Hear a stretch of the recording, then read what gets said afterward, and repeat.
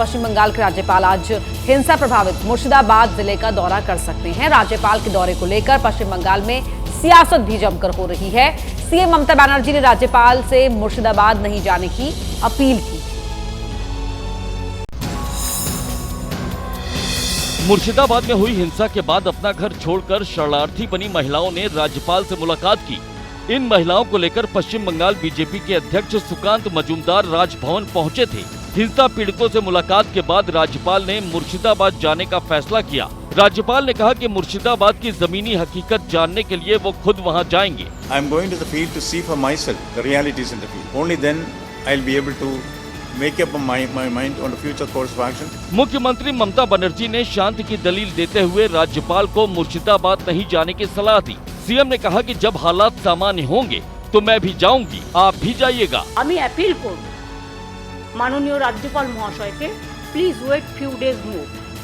আমাদের state women কমিশনে যেতে চেয়েছিল, लेकिन राज्यपाल ने ममता की अपील ठुकरा दी। हालात ठीक नहीं होने का हवाला देते हुए उन्होंने मुर्शिदाबाद जाने का ऐलान कर दिया। राज्यपाल के इस फैसले के बाद पश्चिम बंगाल में फिर से सरकार वर्सेस राजभवन हो गया है। मुर्शिदाबाद हिंसा पर पश्चिम बंगाल सरकार ने कलकत्ता हाईकोर्ट को रिपोर्ट सौंपी है। रिपोर्ट में सरकार ने कहा है कि अब हालात कंट्रोल में हैं। हाईकोर्ट ने हिंसा प्रभावित इलाकों में बीएसएफ तैनात रखने के निर्देश दिए हैं। वक्फ कानून के विरोध में मुर्शिदाबाद में हुई हिंसा पर अपनी रिपोर्ट में पश्चिम बंगाल सरकार ने कहा है कि शुरुआत में प्रदर्शन शांतिपूर्ण थे। 8 अप्रैल को 4 से 5 हजार लोगों ने उमरपुर नेशनल हाईवे 12 को जाम कर दिया। यहीं से हालात अनियंत्रित हुए। प्रदर्शनकारियों ने पुलिस वालों पर हमला किया। ममता सरकार ने कोर्ट को बताया कि हिंसा प्रभावित इलाकों सूती, धुलियान, शमशेरगंज और जंगीपुर में हालात अब नियंत्रण में है। हिंसा की एनआईए जांच की मांग वाली शुभेंदु अधिकारी की याचिका पर कलकत्ता हाईकोर्ट में सुनवाई हुई। कोर्ट ने आदेश दिया कि अगले आदेश तक प्रभावित इलाकों में बीएसएफ तैनात रहेगी। कोर्ट ने सुझाव दिया कि 3 सदस्यों की एक कमेटी बनाई जाए। कमेटी में राष्ट्रीय मानवाधिकार आयोग, पश्चिम बंगाल राज्य मानवाधिकार आयोग और राज्य विधिक सेवा प्राधिकरण सदस्य हों। कमेटी विस्थापित लोगों के पुनर्वास का काम देखे। कमेटी शांति बहाली की निगरानी के लिए प्रभावित इलाकों का दौरा करे। इस बीच राष्ट्रीय महिला आयोग की टीम कोलकाता पहुंच गई है। टीम आज मालदा और 19 अप्रैल को मुर्शिदाबाद जाएगी। वहीं नेशनल हेराल्ड केस में सोनिया गांधी और राहुल गांधी के खिलाफ ईडी की चार्जशीट दाखिल होने के बाद सियासत तेज हो गई है। ईडी की चार्जशीट के खिलाफ कांग्रेस ने 2 दिन प्रदर्शन किया। बीजेपी आज कांग्रेस के खिलाफ सड़कों पर उतरेगी। नेशनल हेराल्ड केस में ईडी की चार्जशीट के खिलाफ 2 दिन कांग्रेस ने शहर शहर प्रोटेस्ट किया। कांग्रेस कार्यकर्ता देश भर में सड़क पर उतरे और ईडी के एक्शन को बदले की कार्रवाई बताया। आज कांग्रेस के खिलाफ बीजेपी सड़क पर उतरेगी। दिल्ली में बीजेपी ताज मानसिंह होटल से कांग्रेस मुख्यालय तक मार्च निकालेगी। प्रदर्शन सुबह 11:30 बजे शुरू होगा। बीजेपी का कहना है कि कांग्रेस अपने भ्रष्टाचार पर कार्रवाई से बौखला गई है। अगर प्रोटेस्ट किसी को करनी चाहिए तो उन कार्यकर्ताओं को, कांग्रेस पार्टी के मेंबर्स को अपनी पार्टी के लीडरशिप के खिलाफ करनी चाहिए। चंडीगढ़ में 2 दिन कांग्रेस ने बीजेपी के खिलाफ प्रदर्शन किया। आज बीजेपी की बारी है। आज दोपहर 3 बजे बीजेपी का प्रदर्शन होगा। चंडीगढ़ के सेक्टर 33 में बीजेपी ऑफिस से सेक्टर 35 में कांग्रेस दफ्तर तक मोर्चा निकाला जाएगा। इतने सवाल हैं, इसका कोई जवाब आज तक राहुल जी और सोनिया गांधी जी ने नहीं दिया, जो भ्रष्टाचार के मामले में बेल पर भी है। तो आज जब ईडी चार्जशीट दायर करती है तो हो हल्ला किस बात का है भाई? आप जवाब तो दे नहीं पाते हो। बिहार में चुनावी तैयारियों में जुटी नीतीश सरकार महिलाओं से संवाद करने जा रही है। आज से नीतीश सरकार का महिला संवाद कार्यक्रम शुरू हो रहा है। ये कार्यक्रम 2 महीने चलेगा।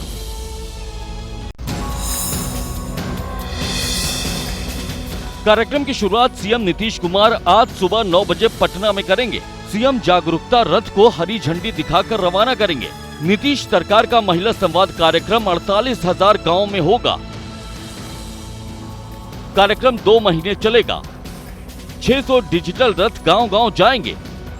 हर दिन 1200 जगहों पर महिला संवाद कार्यक्रम होगा। 70,000 जगहों पर कार्यक्रम का आयोजन होगा। कार्यक्रम में 2 करोड़ महिलाएं शामिल होंगी। आज एक साथ एक ही दिन में 38 जिलों में महिला संवाद कार्यक्रम की शुरुआत होगी।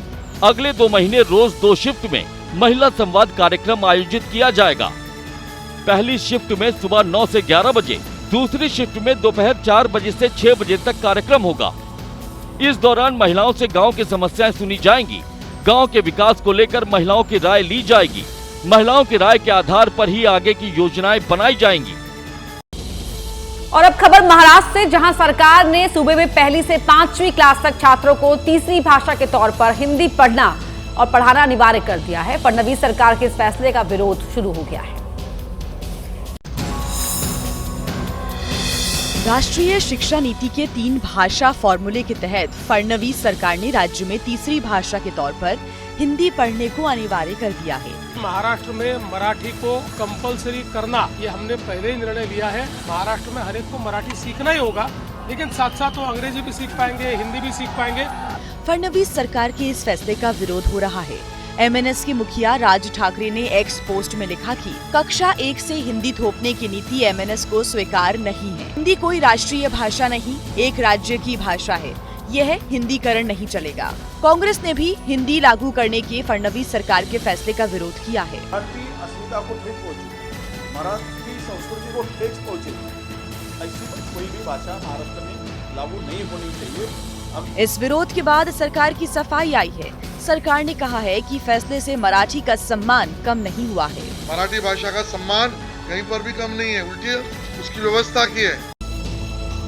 वहीं वक्फ कानून के खिलाफ दायर याचिकाओं पर सुनवाई के दूसरे दिन सुप्रीम कोर्ट ने कानून के 2 प्रावधानों पर अंतरिम रोक लगा दी। कोर्ट ने केंद्र सरकार से 7 दिन में जवाब मांगा है।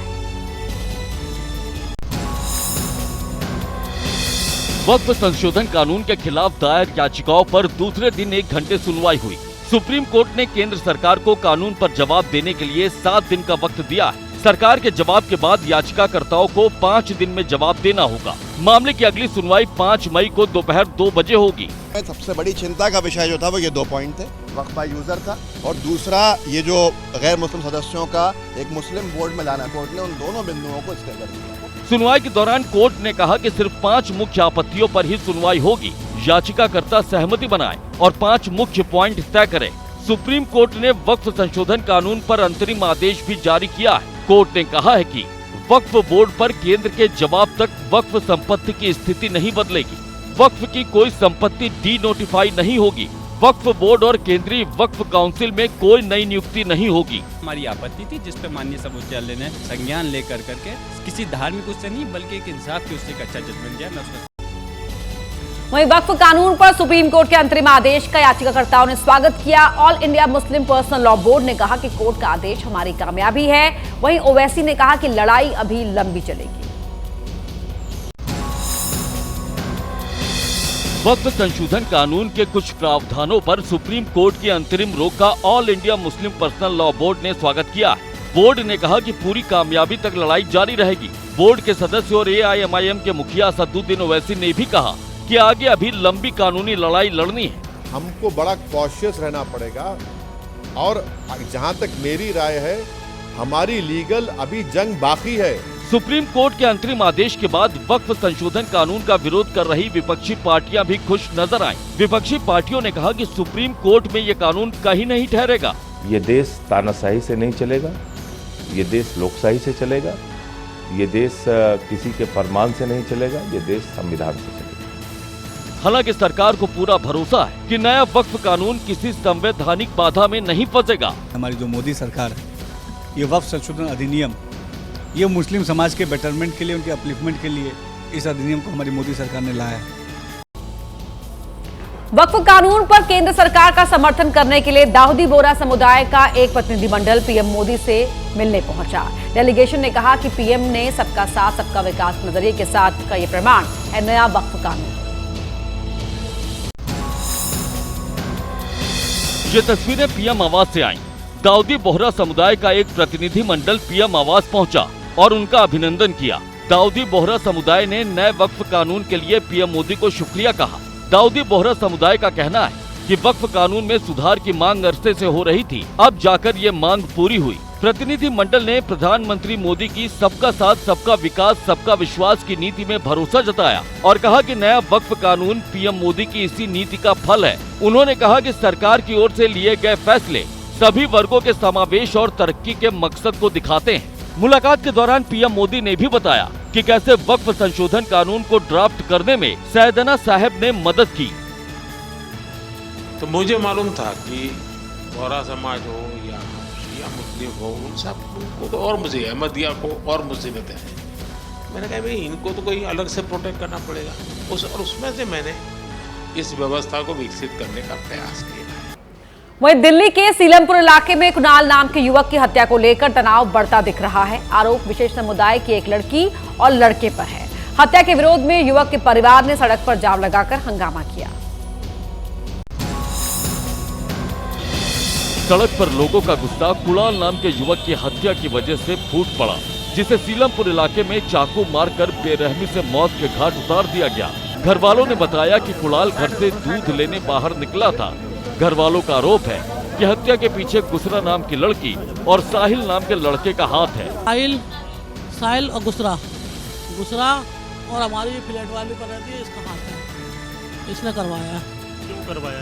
नहीं पता, मेरे से क्या दुश्मनी थी इनकी, वो निकाल लिया उन्होंने उससे। तो बेटे को किस तरह से इंसाफ मिलना चाहिए? जो मेरे बेटे के साथ हुआ है, मुझे मौत के बदले मौत चाहिए। पुलिस ने मौके वारदात पर तफ्तीश शुरू कर दी। फोरेंसिक टीम ने मौके से तमाम सबूत इकट्ठा किए। वहीं इलाके में तनाव को देखते हुए बड़ी तादाद में पुलिस फोर्स को भी तैनात किया गया है। जिस तरह का ये इलाका है, काफी संवेदनशील इलाका है, और जिसके चलते यहाँ पर बड़ी संख्या में जो अतिरिक्त सुरक्षा बलों की जो टुकड़ी है, उन्हें यहाँ पर तैनात कर दिया गया है। कुणाल नाम के युवक की हत्या के बाद से दिल्ली के सीलमपुर इलाके में तनाव बढ़ता दिख रहा है। स्थानीय लोगों का आरोप है कि इलाके में कई ऐसी वारदातें हो चुकी है। लोगों ने पुलिस पर भी गंभीर आरोप लगाए। कुणाल नाम के युवक की हत्या के बाद से दिल्ली के सीलमपुर इलाके में तनाव के हालात साफ देखे जा सकते हैं। एबीपी न्यूज ने मौके वारदात पर हालात का जायजा लिया। स्थानीय लोगों से बातचीत की, जिन्होंने कई ऐसे खुलासे किए जिससे दिल्ली पुलिस पर भी सवाल खड़े हो रहे हैं। ये छठवां मर्डर हुआ है, कोई कार्रवाई नहीं हो पाती है, कुछ नहीं होता है, बस शुरू में कार्रवाई है, उसके बाद कुछ नहीं है। समुदाय ने हमें टारगेट बना रखा है, इनके समाज को यहाँ से खत्म करना, और हमारे समाज का यहाँ से प्लान हो रहा है। इस गली में पूरे अब 3 मकान रह गए सिर्फ हमारे समाज के, और एक समाज का और रह गया है। कुछ लोग तो यहाँ तक दावा कर रहे हैं कि इलाके में कई ऐसी वारदात अंजाम दी जा चुकी है, जिसके बाद कई लोगों को तो अपनी जमीन जायदाद बेचकर सीलमपुर छोड़ने के लिए मजबूर होना पड़ा है। कुणाल की बेरहमी से हत्या के बाद सीलमपुर के लोगों की आंखों में खौफ साफ दिखाई दे रहा है, जो मामले में कड़ी कार्रवाई की मांग कर रहे हैं। इतना परेशान कर रखा भाई साहब, काफी तो मकान बिक चुके, और लोगों का अगर ऐसा ही रहा तो प्लान होता ही रहेगा। वहीं पश्चिम बंगाल के हावड़ा में उस वक्त अफरा तफरी मच गई जब एक इलेक्ट्रिक बस में अचानक आग भड़क उठी। आग तेजी से भड़की, जिसने देखते ही देखते पूरी बस को अपनी चपेट में ले लिया। तस्वीरें बताने के लिए काफी हैं कि आग किस तरह कहर बनकर इस बस पर टूटी। पश्चिम बंगाल के हावड़ा में हुए इस हादसे की तस्वीर जिसने भी देखी, उसकी रूह कांप उठी। इलेक्ट्रिक बस में लगी आग ने कुछ ही देर में ऐसा विकराल रूप धारण कर लिया कि इसे देखने वाले लोग खौफजदा हो गए। घटना रात करीब 10 बजे की है। लोगों की माने तो बस में अचानक ही धुआं उठा और फिर आग लग गई। अच्छी बात यह रही कि बस में सवार लोग वक्त रहते ही नीचे उतर गए, वरना कोई बड़ी अनहोनी भी हो सकती थी। वहीं थोड़ी ही देर में आग ने पूरी बस को अपने कब्जे में ले लिया। देखते ही देखते पूरी बस आग का गोला बन गई। जानकारी पर फायर ब्रिगेड भी मौके पर पहुंची, लेकिन तब तक ये बस जलकर खाक हो चुकी थी। बस में था, तब से हम लोग को सुनाई दिया कि बस में आग लग गए। तब से हम लोग से उतर के हम लोग देखा कि बस के चक्के सब आग लग गए थे। उसके बाद वो आग आस्ते आस्ते फैलता गया। हम जो सामान था सब कुछ शेष हो गया। वहीं गुजरात के वलसाड जिले में भी एक ट्रक ने भड़की आग की वजह से हड़कंप मच गया। आग इतनी भीषण थी कि फायर ब्रिगेड की 3 गाड़ियों को मौके पर बुलाया गया। आग को देखते हुए नेशनल हाईवे को आधे घंटे तक बंद करना पड़ा। तस्वीरें गुजरात के वलसाड जिले की, जहां पराडी गांव के पास सड़क किनारे खड़े ट्रक में अचानक ही आग भड़क उठी।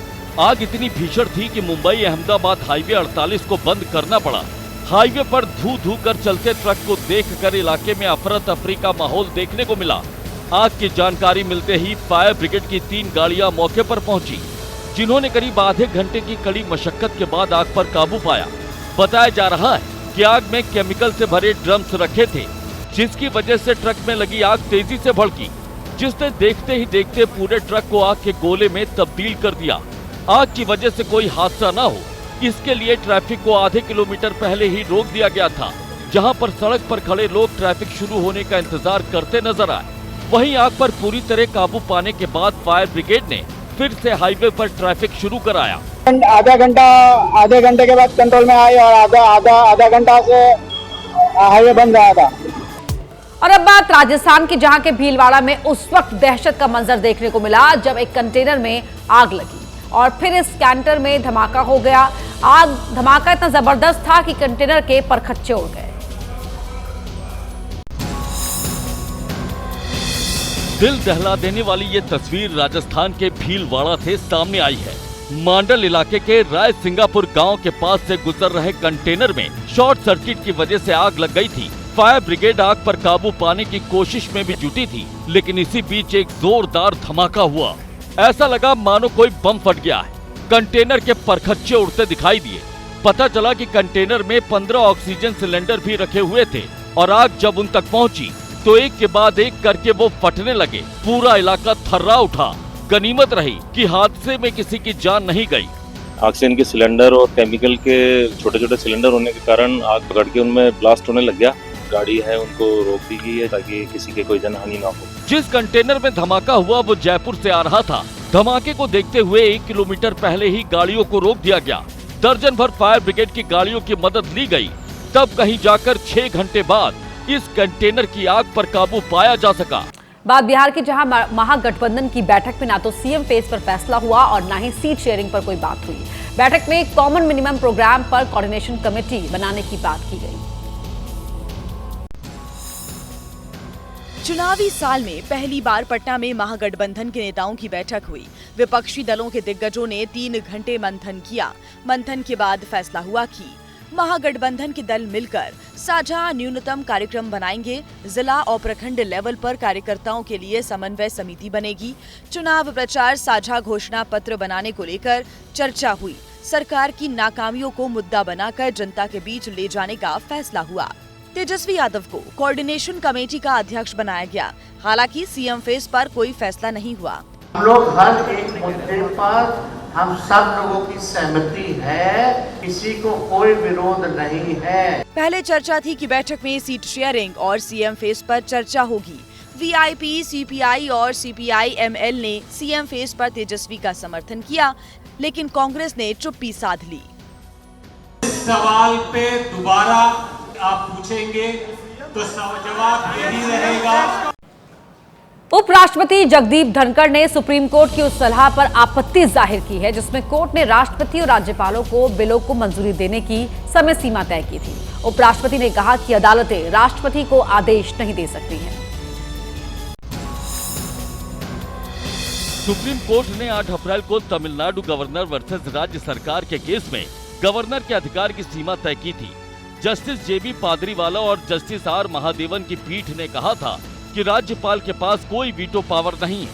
सुप्रीम कोर्ट ने सरकार के 10 जरूरी बिलों को राज्यपाल की ओर से रोके जाने को अवैध भी बताया था। ये recent judgement, where are we heading? What is happening in the country? We never bargained for democracy for this day. President being called upon to decide in a time-bound manner, and if not, becomes not. Who will act as super parliament and absolutely have no accountability because law of the land does not apply to them. उपराष्ट्रपति ने कहा कि संविधान के अनुच्छेद 142 के तहत court को मिला विशेष अधिकार लोकतांत्रिक शक्तियों के खिलाफ न्यूक्लियर मिसाइल बन गया। जज सुपर पार्लियामेंट की तरह काम कर रहे हैं। वहीं उपराष्ट्रपति ने न्यायपालिका में करप्शन का मुद्दा भी उठाया और पूछा कि जस्टिस वर्मा के घर अधजले नोट मिलने के बाद भी एफआईआर क्यों नहीं हुई। उपराष्ट्रपति धनखड़ ने जस्टिस यशवंत वर्मा के घर अधजली नकदी मिलने पर भी सवाल उठाए। उन्होंने पूछा कि इस मामले में एफआईआर क्यों नहीं हुई। An event happened on the night of 14th and 15th of March in New Delhi. For 7 days, no one knew about it. We have to ask questions to ourselves. Is the delay explainable, condonable, Does it not raise certain fundamental questions? उपराष्ट्रपति के बयान पर कांग्रेस ने कहा कि court संविधान के बाहर जाने वालों पर कार्रवाई कर सकता है। अगर प्रेसिडेंट ऑफ इंडिया कोई ऐसी बात कहते हैं, करते हैं जो सुप्रीम कोर्ट की नजर में अपने ज्यूरिसडिक्शन से बाहर की बात है, तो सुप्रीम कोर्ट उसे पॉइंट आउट कर सकता है।